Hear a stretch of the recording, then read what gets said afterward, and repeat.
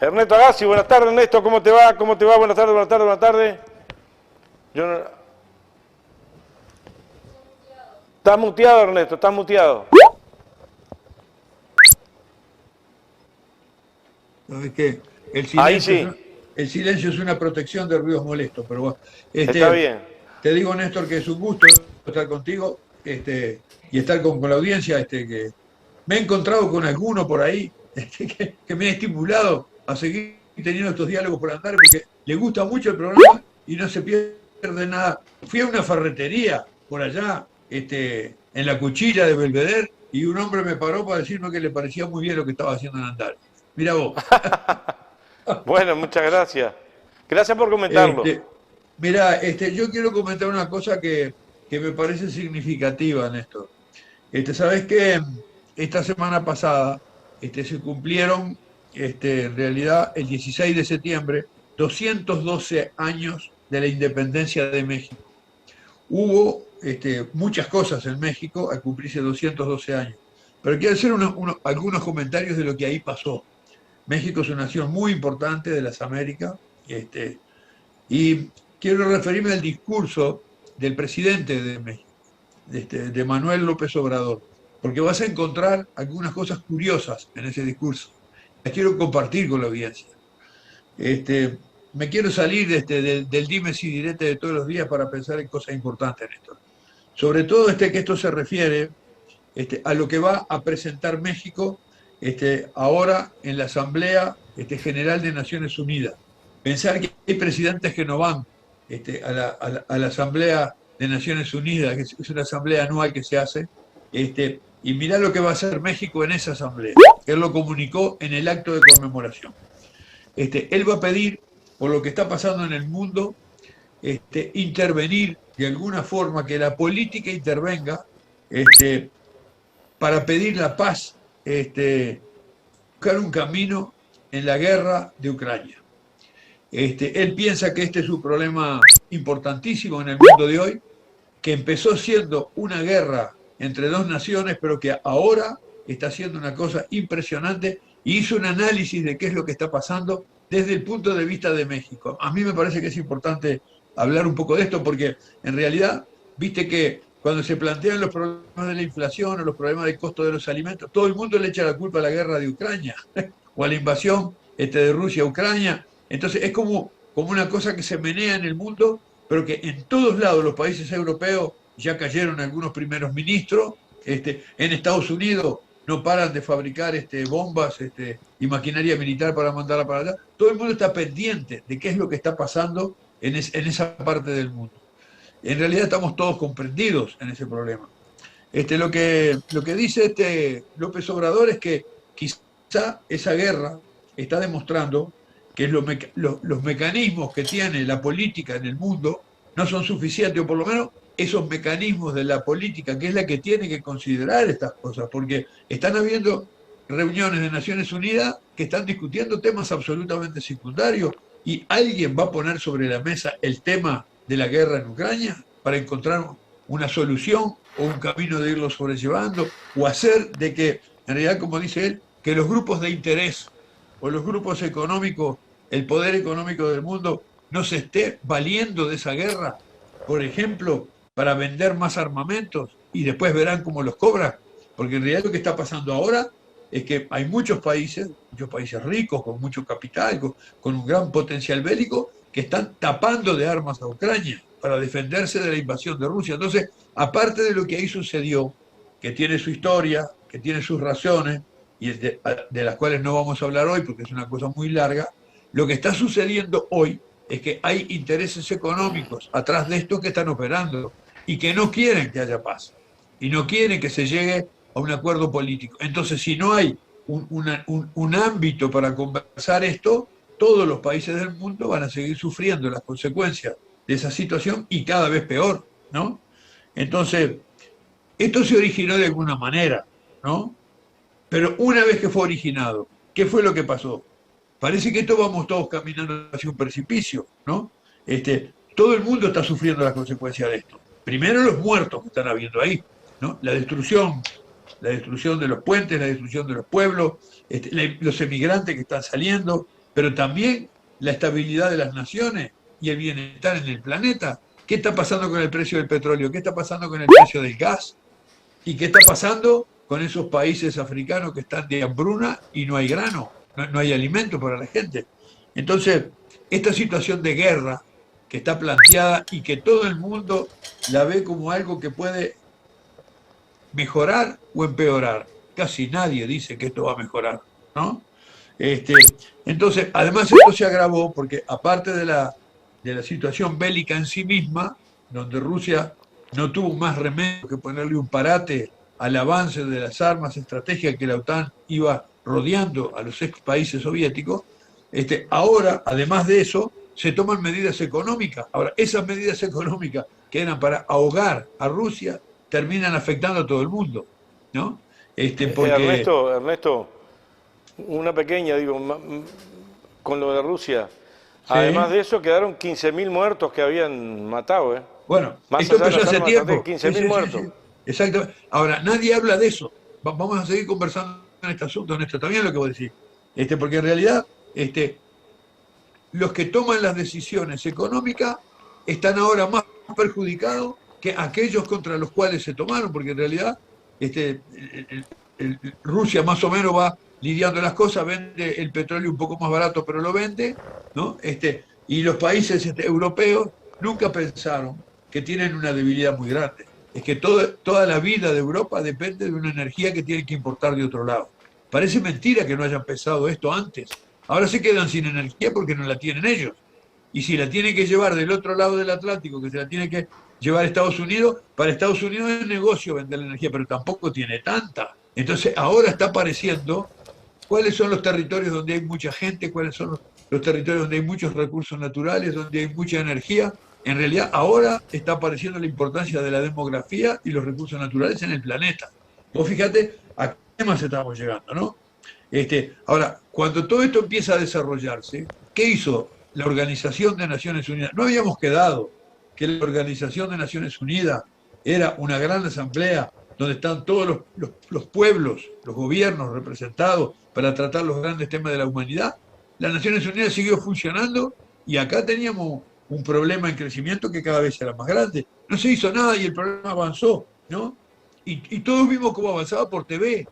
Esto es increíble. Ahora, solo no avanza en esto. Alguien lo está fogoneando. Alguien tiene intereses en esto, ¿no? Pero lo que está pasando, quizá como una crítica, dice Manuel López Obrador, es que las Naciones Unidas se están convirtiendo en un actor formal, ¿no? Que en realidad es una especie, él dice que tiene una función ornamental. ¿No? Ve lo que pasa, están todos los delegados ahí, cada uno hace declaración por la televisión de sus países, pero nadie resuelve nada, ¿no? Entonces, ¿y qué hacen las grandes potencias con esto? Porque en realidad las grandes potencias son las que tienen intereses hegemónicos importantes, ¿no? Pero uno podría tener la sospecha, dice el presidente de México, ¿no?, de que alguien está impulsando todo esto, alguien tiene intereses en que esto sea así, alguien tiene un vínculo con la industria bélica que está sacando ventajas de esto. Él dice que se podría pensar, él no hace una acusación en sí mismo, porque para hacer una acusación de esta es un tema muy pesado. Pero en realidad, lo otro que pasa es lo que vos decías, se habla solo de la invasión de Rusia, como si esto hubiera empezado en febrero de este año. Pero esto empezó hace años, ya había muchos muertos de antes, ya había muchos batallones nazis funcionando, ya había batallones de tipos que estaban presos por nazis y que los soltaron para que se integren al ejército de Ucrania. Eso es un asunto bastante delicado lo que venía pasando, ¿no? Ahora, se justificaba la invasión que hizo Rusia. Había otras medidas para solucionar esto. Es bastante complicado porque ¿cuál era el otro camino por el cual se podía pacificar esa región? ¿No? Si en realidad había habido un golpe de Estado en Ucrania y estaban masacrando a una parte de su pueblo, ¿no?, simplemente porque tenía de origen ruso, porque así era la estructura de Ucrania en sí misma, en su historia, en su creación. Entonces, se hizo lo necesario. Habían unos acuerdos llamados de Minsk, de la ciudad de Minsk, Sí, que tampoco sí. fueron respetados. Esos acuerdos eran para no llegar a este punto, pero después no Exacto. fueron respetados. Ahora, lo que pedían los rusos era que se respeten los acuerdos de Minsk. Y hubieron varias, al principio parecía que se llegaba a un acuerdo, pero ¿quién fue el que prendió una mecha para que esos acuerdos no se llegaran? Es una pregunta que va a quedar en el aire esta, ¿no? Eso pasó hace 8 años, Néstor, no pasó ahora, ¿no? En realidad, todo esto no empezó este año. Lo que dice la Cancillería rusa es que ellos no tuvieron más remedio que utilizar la fuerza porque no había otro mecanismo de parar esta situación, donde en realidad iban cercando a Rusia tranquilamente y la iban cercando con armas y le iban instalando misiles alrededor. Y había intereses hegemónicos en el mundo que tenían interés en hacer esto porque lo venían haciendo desde hace muchos, desde 1990 lo venían haciendo. Que Polonia, que Rumania, que Hungría, que la invasión a Yugoslavia, eran todas cosas que venían en un plan. Y todos sabíamos que esto se estaba discutiendo en la cúpula de los Estados Unidos y que había algunos políticos, algunos estrategas norteamericanos que no estaban de acuerdo con que la OTAN avanzara hacia el este, provocando reacciones como esta que está viendo ahora. Esto es un asunto de opinión, en fin, pero yo no quiero entrar en eso. Lo que pasa es que si no se actuó hace 8 años, ¿no? Y se produjo todo esto, los asesinatos, las masacres, ¿quién puede arreglar esto, no? Y lo que dice México es que ellos no justifican de ninguna manera las intervenciones extranjeras. En realidad México tuvo 5 intervenciones extranjeras, 2 de España, 1 de Francia y 2 de los Estados Unidos. Y a México le costó muchos muertos y le costó territorios mexicanos. Así que ellos como personas que en su territorio sufrieron esto, me parece que tienen el derecho a plantearlo. Ahora, lo que está haciendo el presidente de México está planteando un problema importante en el mundo de hoy, ¿no? Y él dice, ¿qué se hace con esto? Porque se da una situación bastante graciosa. La OTAN no permite que Ucrania entre en la OTAN, pero la está tapando de armas para que pelee. Es un asunto que que tiene una contradicción en sí mismo esto, ¿no? Al mismo tiempo que dice que no tiene las condiciones para entrar en la Organización del Atlántico Norte, todo el Atlántico Norte le está dando armas para que se defienda. En realidad la OTAN está siendo un actor de la guerra y están habiendo consejeros y están preparando a la gente. En realidad esto no tiene más que un color a empeorarse cada vez más, ¿no? Entonces, y además lo bravo de esto, Néstor, ¿quiénes son las víctimas? Son los niños, son las familias, son los refugiados, es la falta de alimentación y además lo que está pasando en el mundo, la falta de gas en Europa y la falta de granos, de maíz, de trigo y el aumento del precio de las cosas y la inflación. Hay una inflación en el mundo. Lo han dicho nuestras autoridades, nuestro Ministerio de Economía dice, ¿cómo no vamos a tener inflación en el Uruguay si el mundo está en inflación? Ahora, el mundo está en inflación por medidas que se tomaron adentro de esta guerra para aislar a Rusia. Y resulta que está afectando más a los demás que... Así que algo hay que hacer acá, ¿no? Porque la inflación está perjudicando a todos los pueblos, no está perjudicando solamente a los que están peleando ahí. Entonces, ¿qué es lo que se puede hacer? Porque están en juego muchas cosas, Néstor. Están en juego los derechos humanos, están en juego los derechos económicos, están en juego los derechos sociales en el mundo. Entonces, el gobierno de México hace una propuesta que le va a plantear en la Asamblea de Naciones Unidas, le va a plantear, y lo que hizo López Obrador fue comunicarla al mundo, ¿no? A mí me parece que esto es un asunto muy importante. Él dice que hay que frenar la guerra. Ahora, no se puede frenar con un discurso ni con un comunicado. Entonces propone que se forme un comité para el diálogo y la paz integrado por tres factores, ¿no? Que son la India, el Papa y la Secretaría de Naciones Unidas. O sea, que haya un grupo de mediadores, que sean Modi, que es el primer ministro de la India, que sea el Papa Francisco, y que sea Gutiérrez, el secretario general de Naciones Unidas. Dice que este grupo pueda lograr un cese de las hostilidades, ¿no? Pueda lograr que haya un diálogo directo entre los responsables políticos de Ucrania y de Rusia, ¿no? Y que se llegue a un cierto acuerdo, un acuerdo internacional apoyado por todas las naciones, y aprobado en el Consejo de Naciones Unidas, por lo menos por 5 años que no haya masacres y en 5 años negociar cómo se sale de esto. Es una acción de buena voluntad, de buscar. Me parece que lo que está haciendo México al conmemorar 200 años de su independencia, está mirando el planeta y está diciendo, bueno, el problema grave que tenemos en el mundo que nos afecta a todos es vamos a hacer algo. Nosotros proponemos esto, quizá otros pueden proponer otra cosa, pero vamos a jerarquizar el rol que tiene Naciones Unidas en tomar en realidad el mando de esta situación y encontrar algo que sirva para aliviarlo, ¿no? Porque también ese acuerdo tiene que parar con los misiles, tiene que parar incluso hasta con la instalación de armas nucleares, porque hay un riesgo grande de cómo va a seguir esto, ¿no? Y quizá algunos estén interesados en que se utilicen armas nucleares en esto. Puede ser horrible para todos los demás, pero ¿cómo se paran los pocos interesados en utilizar esas cosas que realmente van a ser desastrosas para toda la humanidad, ¿no? Me parece las armas atómicas están ahí. Están ahí, y ahora hay varios países que tienen armas atómicas. Y además han dicho que están dispuestos a usarla. Y además uno dice que si le usa el otro, él también la va a usar. ¿Cómo parás este repiqueteo? ¿No?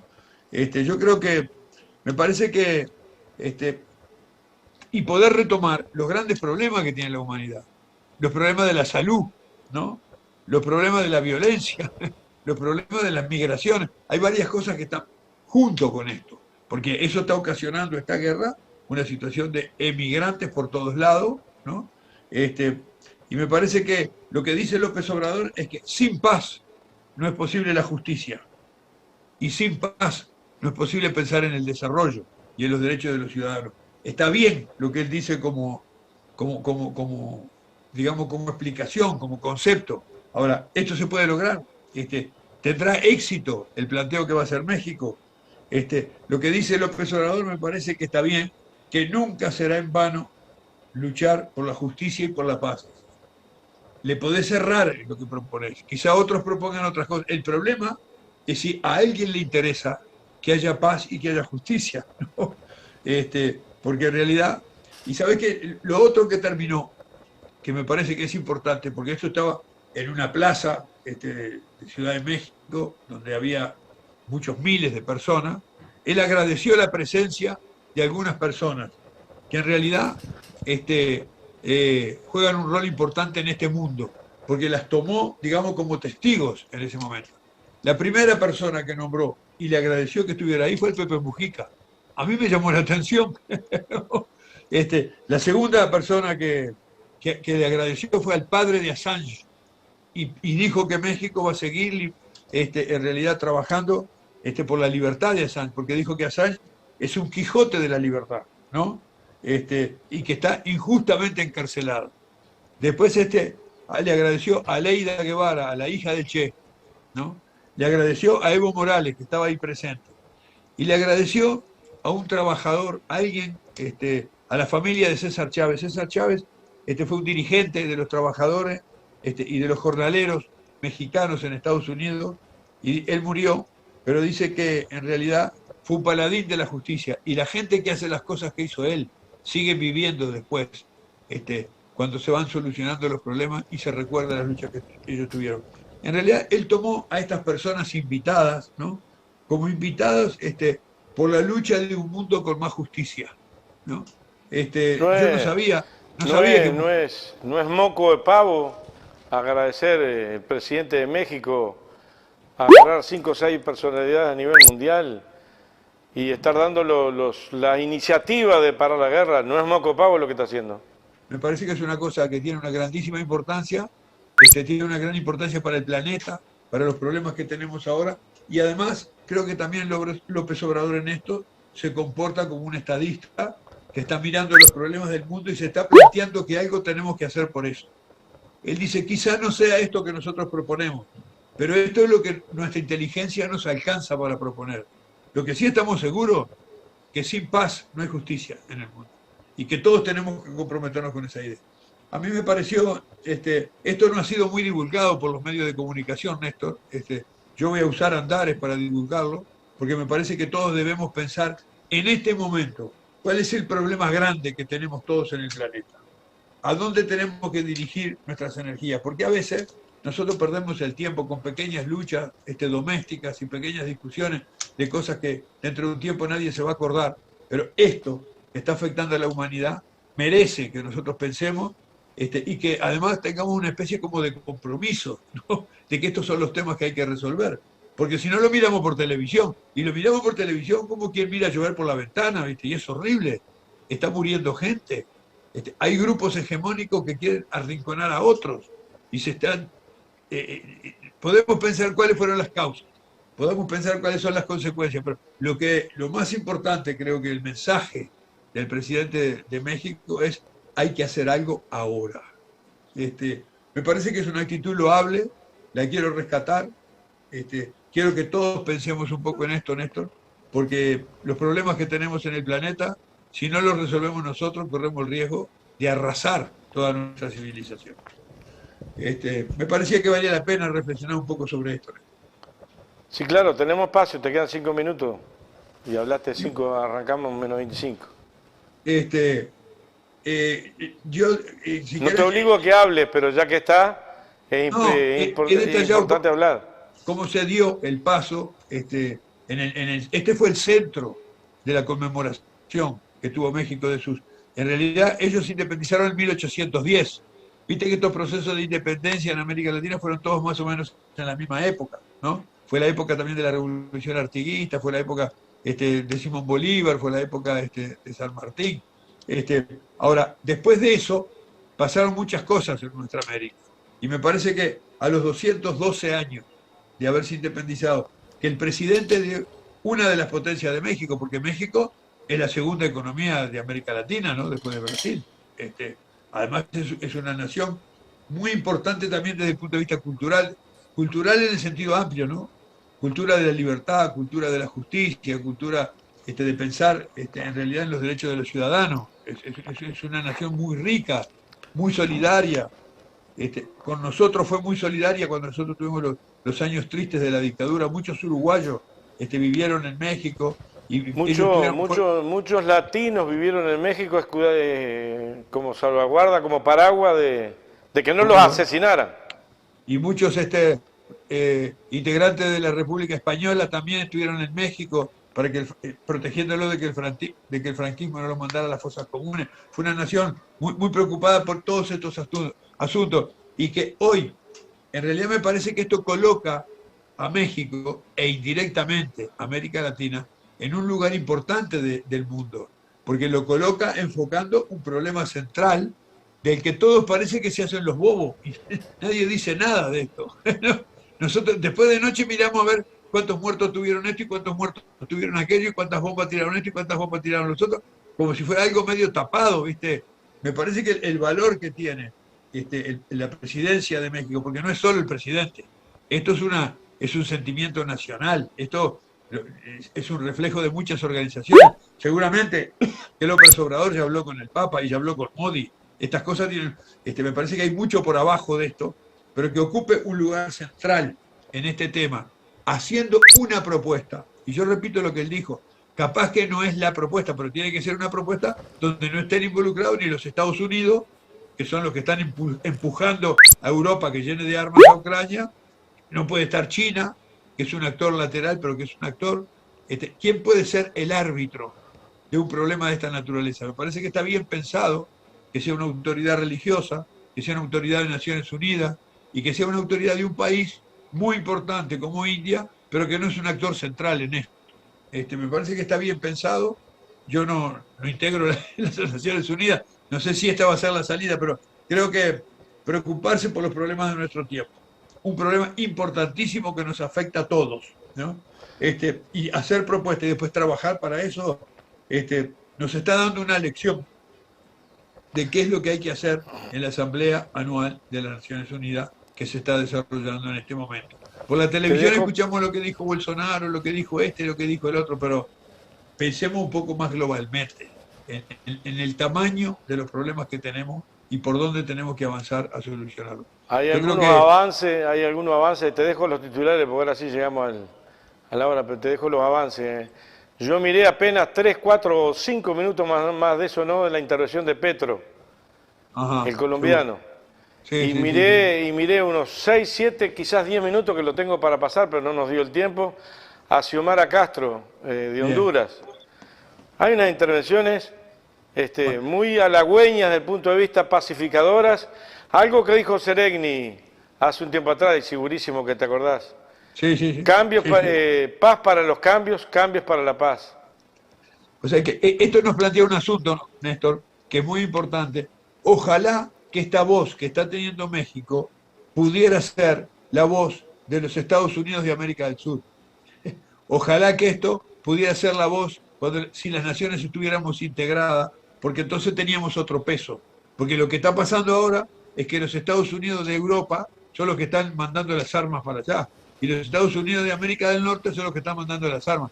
Pero no hay nadie que en conjunto sea una voz que pese. Nosotros tenemos mucho, somos una cantidad de naciones, lamentablemente muy poco integrada. Eso es una tarea que nos corresponde, ya nos viene correspondiendo desde hace tiempo y hemos fracasado en eso. Algunas cosas se han hecho. Esperemos que gane Lula en Brasil, que va a ser un impulso Eso te iba a decir importante. yo, hay otro gran desafío en el 2 de octubre ahí también. Bueno, eso puede ser un paso importante hacia la integración de nuestras naciones. Yo estoy seguro que Petro va a estar a favor, que Maduro va a estar a favor, que López Obrador va a estar a favor, que también Alberto Fernández va a estar a favor. Me parece que puede ser un asunto importante de unir nuestras naciones para que tengamos una voz en el concierto mundial. Y a mí me gustaría que esto que planteó López Obrador fuera la voz de los Estados Unidos de América del Sur y no solo la voz de un presidente de uno de los países. Es una tarea que la Nos tenemos que vemos, construir. Ernesto. Nos vemos entonces. Muy bien. Gracias por el aporte, gracias, Por gracias, favor. gracias. Muchísimas gracias. Ha sido un gusto, un saludo para los oyentes y para todo el equipo de Andares. Nos vamos a una pequeña tanda y ya volvemos. Se viene el Frente Amplio, te escucha. Vamos arriba.